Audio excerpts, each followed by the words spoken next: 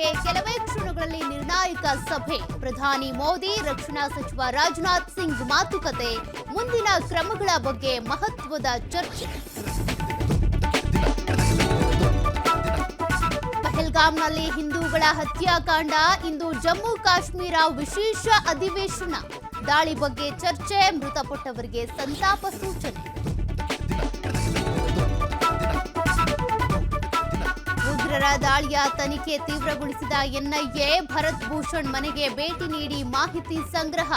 ದಾಳಿ ನಡೆದ ಸಂದರ್ಭದ ಬಗ್ಗೆ ವಿಚಾರಣೆ. ಭಾರತೀಯ ನೌಕಾಪಡೆಗೆ ಮತ್ತಷ್ಟು ಬಲ. ಇಂದು ಫ್ರಾನ್ಸ್ ಜೊತೆ ರಫೇಲ್ ಮರೈನ್ ಜೆಟ್ ಡೀಲ್. ದೆಹಲಿಯಲ್ಲಿ 26 ರಫೇಲ್ ಜೆಟ್ ಖರೀದಿಗೆ ಒಪ್ಪಂದ. ನಾಳಿನ ರೈಲ್ವೆ ಪರೀಕ್ಷೆಯಲ್ಲಿ ಮಂಗಳಸೂತ್ರ ನಿಷಿದ್ಧ. ವಿವಾದದ ಬೆನ್ನಲ್ಲೇ ಎಚ್ಚೆತ್ತುಕೊಂಡ ವಿ ಸೋಮಣ್ಣ. ಮಂಗಳಸೂತ್ರ ಜನಿವಾರ ಬಿಚ್ಚಿಸದಂತೆ ಅಧಿಕಾರಿಗಳಿಗೆ ಆದೇಶ.